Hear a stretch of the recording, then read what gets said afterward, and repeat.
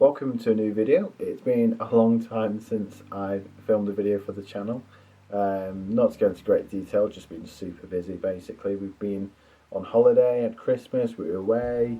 In December didn't even list a single item for sale, so reselling has definitely taken a pause, but come into the new year, we're in February now. January was really a case of getting everything back on track, kind of just getting back to normal life. We've got a nice clean run of basically nothing to do, which is nice. It's great to have things to do, go on holiday and all of that, great fun. But sometimes you just need a bit of normality, a bit of time to get on top of things, and it's meant that I've got the spare time to get back to making videos. Libby's still very busy at the minute, so she might not feature in the videos that much, but I just wanted to get into a nice little short video. That's a little catch up for you. But today's video we're going to be discussing what to do when the car boot sales aren't on. Obviously it's nice, cold, grey, rainy February at the minute. Your place does have, does still have their car boots running. Unfortunately around here our main car boot definitely isn't going to be up and going until probably April time. So I've really turned to Vinted. Now Vinted has obviously been around for a while. It came quite big in lockdown because it was all about clearing items and all the postage was sorted for you. The great thing is when you sell on the app, you get exactly what you sort of listed it for. So you listed for £5, you get £5, no fees are taken off. They're put onto the buyers as a protection fee. And that is one thing to consider when you're buying items. Even when you buy something for £1, suddenly once you're taking into account postage and that protection fee, it does shoot up, but you can get some real bargains. So today I'm going to be taking you through a big load of sweatshirts that I've bought that are going to be listed over over January and February. But anyway, let's get into it. The first jumper we've got sweatshirt is a Timberland one. This is the only branded piece really I've picked up. I've got saved searches, kind of just checking 2 or 3 times a day. This popped up and I just thought, oh, it's too good of a piece. I'll put the prices here. I don't know them all off the top of my head, but as I edit it, making my future self a load of work. So just a nice, quite lightweight, older Timberland piece with one of the dark green sort of tags. Just a cool piece, probably anywhere from £15 to £20. It just looks good on the store, and that's everything I've bought. Is the idea has been not always massive money makers, but just make our Depop store look really cool, bright, colourful, and the sort of stock that I'm excited to sell and I don't mind staring at every day when it's not selling. Next up is this really cool vintage Canadian jumper. It's on one of the old Fruit of the Loom, super heavyweight, super cotton tags. It is really thick. It's really sturdy piece. It's one of those things you kind of wish you could sell physically so people can see how nice it is. But just a cool design on there. Yeah, probably try around £20 just because of the quality of it. So now into a bunch of college items. We've got a couple of similar ones here. So we've got nice Utah on the Stadium Athletics tag, and then a Notre Dame one. So these are, I think, just big colleges that are known for their sports teams. Again, they're made by the same people, same sort of design. The Notre Dame one's probably in better condition, and I'd say maybe would be more popular. Next up is one of my favourite pieces. This is from the University of British Columbia in Vancouver. We've already got this live on the store. We've had someone in Canada message about it. International postage is just a minefield at the minute, so I've held off on that. On a Fruit of the Loom best tag there. Just a really cool piece. I think I had to work hard to stop Libby keeping this one because she definitely would have done. And then the final sort of college one is this East Glen High School. It's a high school in Canada. It's like a sort of volleyball, basketball design. Nice thick sweatshirt again on a King Fashions. I think it's a Canadian brand, but just again a unique and cool item. And then the final few items now, we've got this Bulldogs. I think this is actually a high school or college again. It's a size small, which I usually don't bother getting, but it came in a bundle. It's on a Champion Elite tag, probably just £15 on that. Similar to this Miami Heat one. It's got LeBron James on the back there, which is quite topical because it just broke the NBA points record, so people might be looking for his stuff, so I won't hang about getting this one on. But again, probably about £15 on that.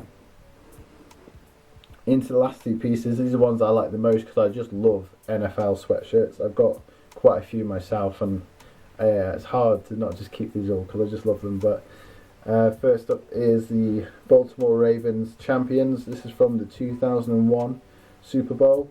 It was on a Puma tag, which has been cut out, unfortunately. Really nice piece. I've got this on at the minute for 18, just because it's got a little bit of wear, a few marks in places. And then last up, my favourite piece of them all. Oh, I just love it.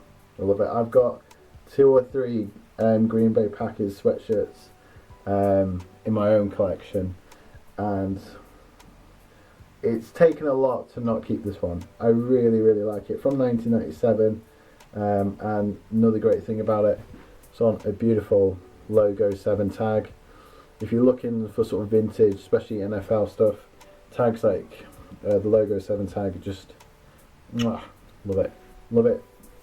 But yeah, that one's not quite gone on the store yet, but it will do. I probably won't keep it, should sell it. We did also have a Chicago Bears 90s era Lee Sport sweatshirt. That didn't come from Vinted, but I'm just making a point of it because Libby stole it, so just put it out there. But again, that would have been like a £25–30 item.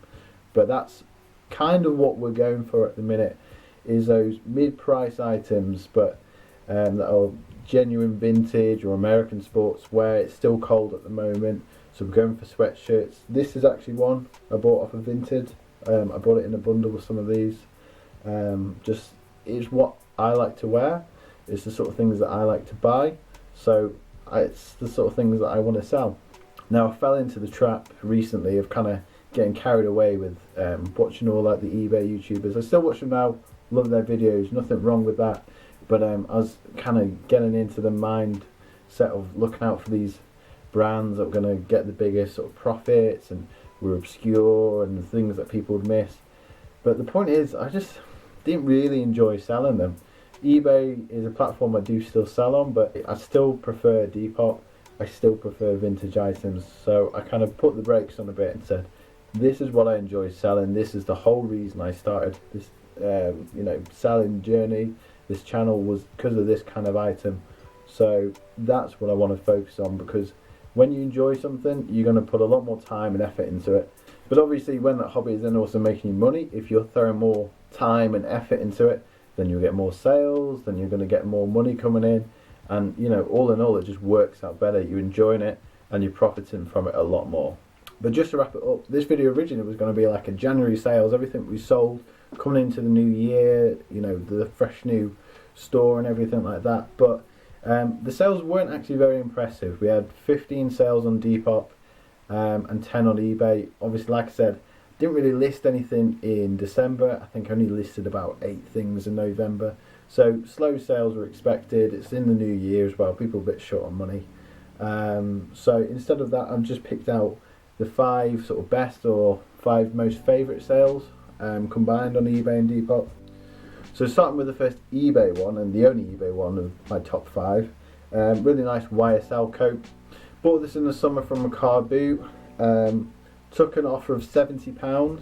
The reason I went, took such a chunk off was this cost me £1.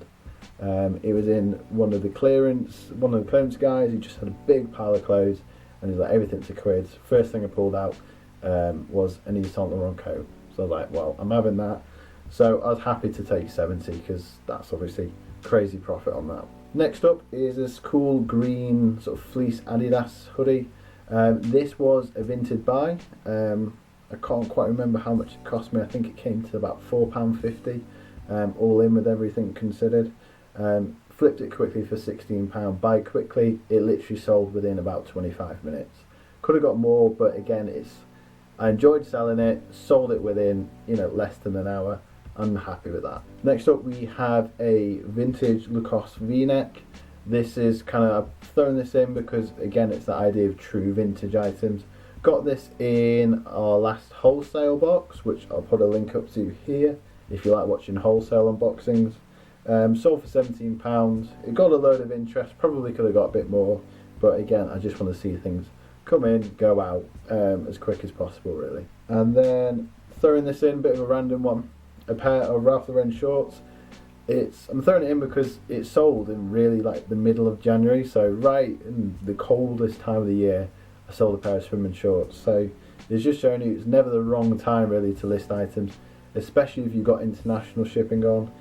This did sell in the UK, but people do go on holiday, so you can sell skiing stuff in the summer, you can sell summer stuff in the middle of winter. I did take an offer though, so I sold them for 15 instead of 20. But again, when else really you're going to sell shorts in the winter?